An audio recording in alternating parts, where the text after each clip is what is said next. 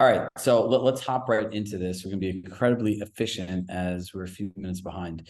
So look, we're going to continue our conversation of service from yesterday. Now, curated luxury, organically anticipating your clients' needs and having them happen before they have to ask. So my question here is, how are you going to do this in your business?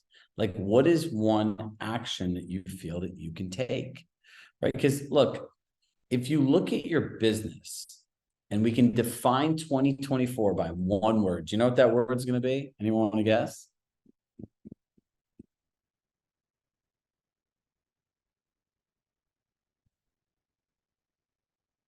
That's a good part about a guess. Everyone could just say anything they want.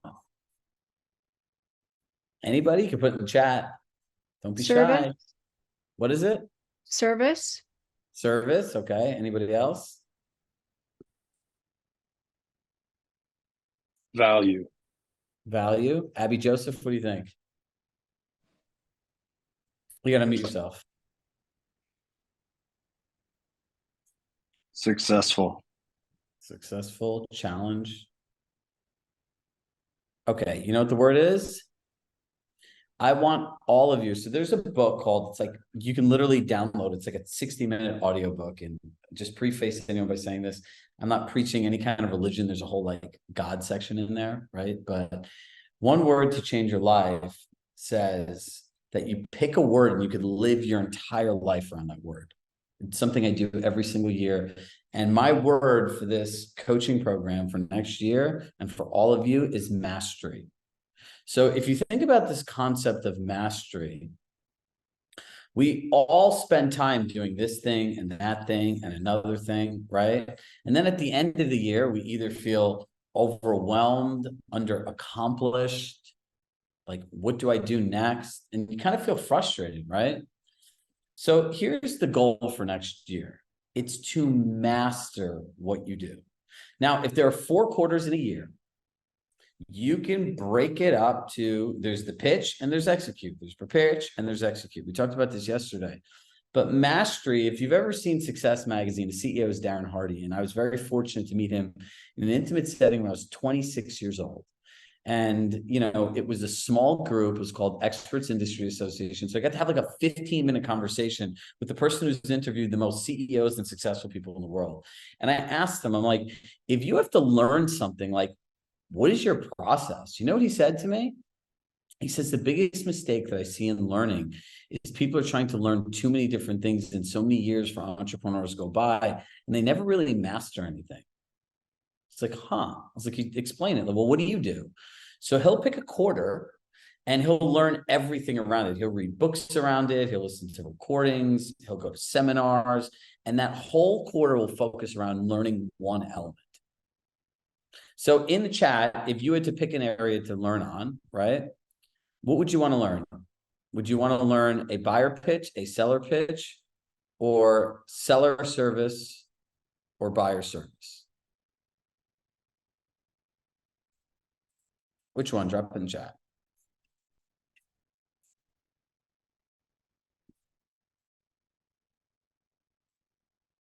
Seller pitch, seller service. Hola, señor. Hola.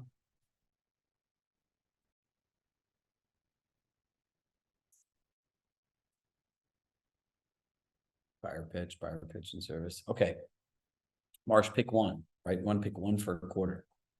So now you pick this thing for a quarter, and this is your entire focus for the quarter.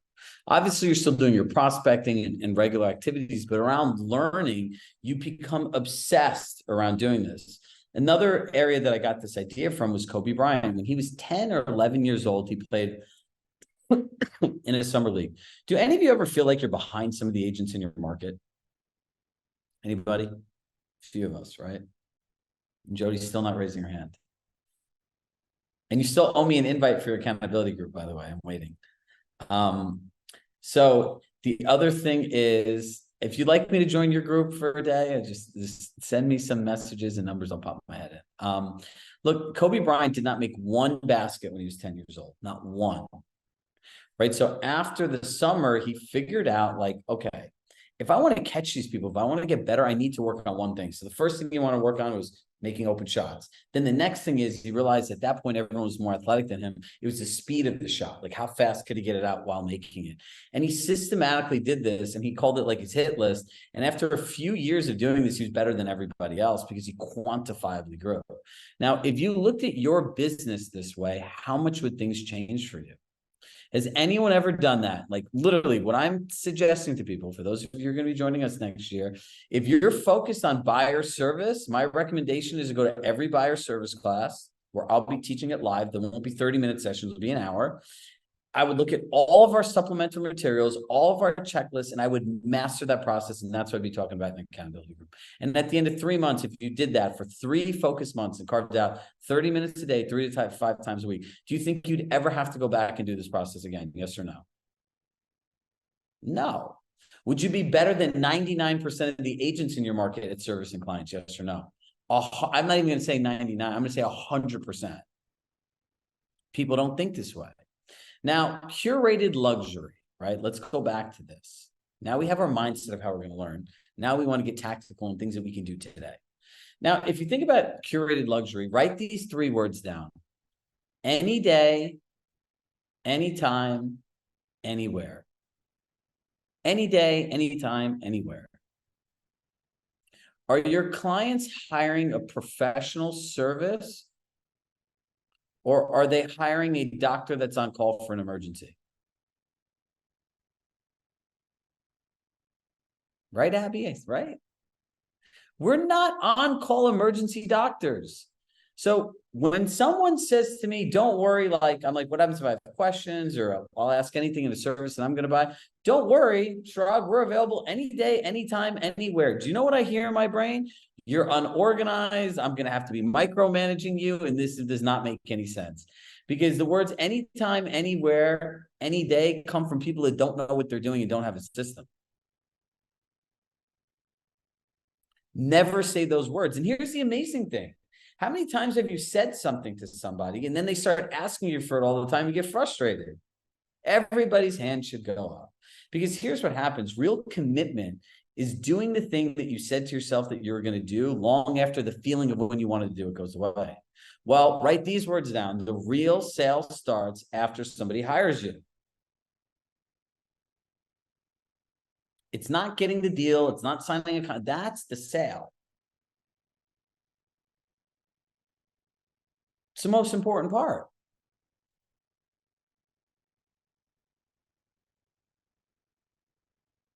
So if you're telling somebody anytime, anywhere, any day, is that a curated luxury experience? Yes or no? No. I believe for all of us that understanding how to do this the right way is the difference between good and great. It's the difference between taking market share and money and losing it. But this is a mentality, right? There's some book on hospitality. I don't know what it is. To me, it's natural because I grew up with my parents having a stationery store, right? And, you know, some of us have to start thinking about it. Look at your business like high-end hospitality. I would ask myself, Chelsea, with I know your average price point because you shared about $7 million. Those people, where are they going and what are the services that they're getting, right? Like they're probably going to Porsche, Maserati, Ritz-Carltons, Four Seasons, boutique hotels. They're used to curated things.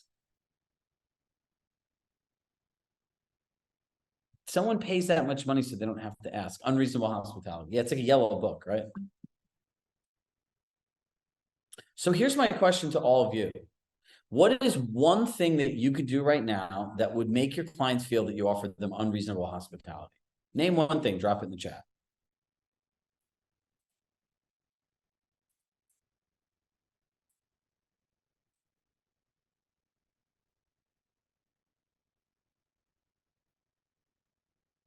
Chirag, could you say that again? I didn't hear it.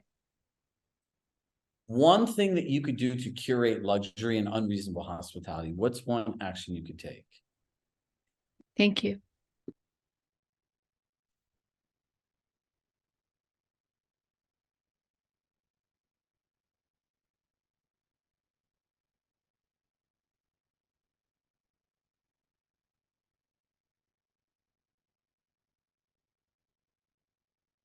Let's see what we have here.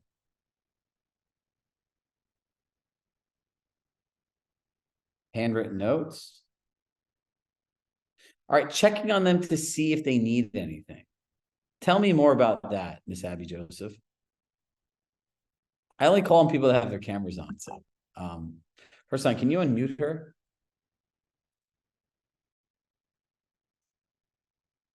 Oh, I think she froze. Okay. Create seller and buyer portals where clients can access any document at any time. Do you know where you can do this, Chelsea? I just do it in the like a Google Drive. And that way Exactly. Business tracker. Hmm. So they access do the you business primarily, tracker? do you primarily your Google Drive could be linked to business tracker? Here, let me show you. This is really important for everybody.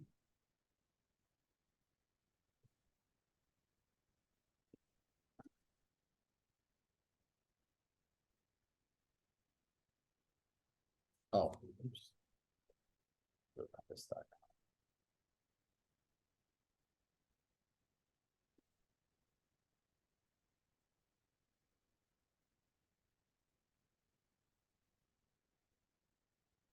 Hold on, I need my one login. Bear with me.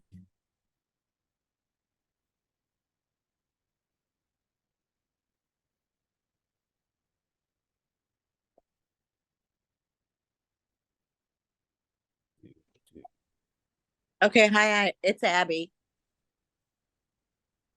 Okay, hold on Chirag? 1 second. Yep, I'm Sure. coming. Oh, Chirag, Yes, it's Abby. Sorry, I lost you. no problem. So you asked me about, Checking in on them. yeah, I love to do that. I do that all the time. I will text them. A lot of people don't like to be called, but, let's say just checking on them for no reason. Like there was no showing, there was no open house, there was nothing. I'm just like, hey, how you doing? Do you need anything? And they're like, thanks, no, but they do like that. They appreciate it. And sometimes they're like, yeah, can, let my dog out or something. So I would check in with purposes, right? Like, and I would plan something so it's not like just, hey, random, how are you? But if it's a client, what if it's a client? Like I'm selling their house. I haven't, whatever, it's been a couple days. I just make sure everything's okay. You should have a weekly communication call and use the communication plan, right? So when you call them, it structures, it adds value, it goes through the amount of showings that they have, the showing feedback, the results from your marketing and any market updates, right? And in that call, you could say, is there anything additional any additional questions or anything else I can help you with? Oh, And okay. you bundle it all into one. All right, so look at this. In Business Tracker, right?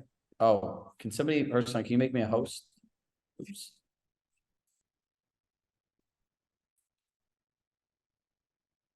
There we go. All right, so if you go into Business Tracker, I personally think this is like one of the greatest things in the world. So if I went to John Fincher, right? I can put his offer here. I can put his collection here. I can put his tours here. I can put his CMAs here. I can put notes for him here. I can put the things I need to do for him. And this is your client portal. You could say, we create this, but in terms of a luxury experience, I would show them on my end, I collaborate your entire client experience in one place. So people always want to know, like, how the question that you'd ask is, people always ask me, Chirag, people always ask Chelsea, how does Compass Technology help create a better experience for me as a client? And would you like me to share that with you? I would literally open up my business tracker of somebody that's built that. And I'm like, look, this entire experience is collaborated in one place. So all of the details of everything you're doing down to your documents, your searches, the feedback you give in your collections, your tours, any offers you make, any CMAs that we've done for comparative market analysis, it's all in one place. So if there's anything you need, whether it's myself or my team member, it's not held captive to one person. We use Google Drive that we integrate into your file here. or into I would call this our personalized client portal, where we can put everything in one place and we share it with you. So at any time, anywhere, on any device, you have access to all the most important information. That's why in our end-to-end, when we do the seller feedback, we put it as a Google Doc, right? Many of our clients are putting everything in a Google Drive for everybody and then labeling it like showing feedback, results from our marketing, like legal documents. And then you literally, when you go there, you download the Google Drive on their thing, you share their folder that's pre-made with them in advance and say, look, anytime you want to know about your feedback, your documents, or whatever it is, you can just come here and click. Now, does that feel like it's curated for somebody? Look, it doesn't have to be fancy. It doesn't have to be like some beautiful dashboard with all this stuff. People just want the information. Is this making sense for everybody? You could tell me that I've lost my mind too. That's always acceptable. Send high-end gifts. Well, how many gifts are you sending? Who are you sending them to? And what is the occasion?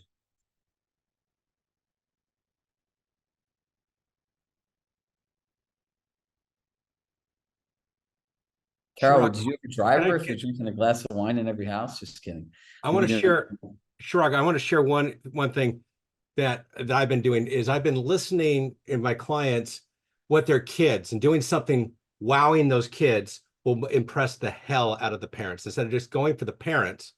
And in a transaction, the little boy was talking about how much he loves Star Wars. I love Star Wars and I love Legos. And we were talking about that. And so surprised him with a $150, his favorite, Lego set for Star Wars that he wanted, brought it over. He almost started crying. He was so beyond, and it did so much. And then he came back a few weeks later after he built it, took some pictures with him. And I mean, I'm thinking more, not just my clients, but their kids, because when you do something for your kids, it impresses the hell out of them. And then you think that kid's ever going to let his parents do anything else except for me? Hell yeah. I mean, so. Yeah, but that's listening to listen, right? That's being observant to your detail. That's curated luxury. So, I'll give you an example. I stayed at a Ritz-Carlton in the Maldives over the summer. Now, my girlfriend and I would go to a yoga class every day. Then we have breakfast. We'd have breakfast, then go to the yoga class.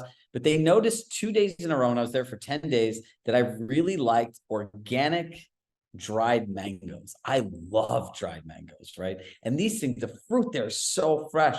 By the third day, Chelsea, every morning when I came back from yoga class, there was a bowl of mangoes.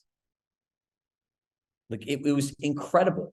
And then all these little things that we ordered, I was like, are they like tracking us? Like, how do they know this? When the waiter came back by the third day, we didn't even have to take an order. He'd bring us like our cappuccinos. He's like, would you guys still like he understood like that. How well do you know your clients, right? Like to John's point, if they have kids and the kids don't have any kind of electronic device and they're looking at houses, it'll be the bane of your existence. Like everyone, when they have the opportunity, should be investing in 2 extra large iPads with internet service to hand them to their buyers. Here you go. The collection's there with all the properties they're going to look at. They just put the notes in. Then you collect it all together and you send them a recap. And that recap goes, Chelsea, into their buyer portal. Recap from showing on this day. Here's your recap. Here's the homes we went to and everything else. Listen, Compass as a company runs on Google Docs. I don't know if you guys realize it, but there's a Google Doc or something on the drive for everything. Why can't you run your business the same way? They're not on some fancy Monday, a song. They're not.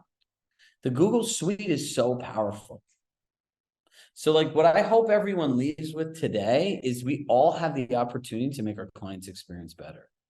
We all have the opportunity to obsess over the details. And what you want to ask yourself is, if you had to pay yourself $20,000 and you had to pay a hotel $20,000, are the services comparable? Some of our checks are equivalent to the cost of weddings. And think about how the execution is there. Every person that could get themselves, Shannon, into this mindset will win and win big. There's 25% of commissions that are just, in my mind, up for grabs. And that represents all the part-time agents that really have not much continuing education. They couldn't sell a paper bag if their life depended on it. And I don't know, I always call a lot of these people that like are like the super unengaged people that just do their friends and family. And when you have to do with a deal, and if everyone had to do a deal with them, they'd like, you like rip your hair out because you're doing both sides of the deal. They just literally brought the buyer there, or you go to their listing, you have to do everything. It's very different when you have to pay for something. If I got a comped room and the service is like this, I'm like, whatever. Imagine we've done events and like we picked $500-600 rooms and people go, yeah, it's $500-600 for a hotel room. People are paying you 10, 15, 20, 30, 40, 50, 60, 70, $100,000+. We all have an opportunity to be better. This is the best thing that's ever happened for this industry, because it's going to force us all to be better. And the people that are not like all of you, that aren't contributing to their own personal growth, creating better experience, they're going to lose. They're going to lose because there's going to be a real life consequence monetarily for people that decide to do nothing. Haven't figured it out yet, you probably won't figure it out next year. And if you haven't figured it out when there was really no pressure, how are you going to work under pressure?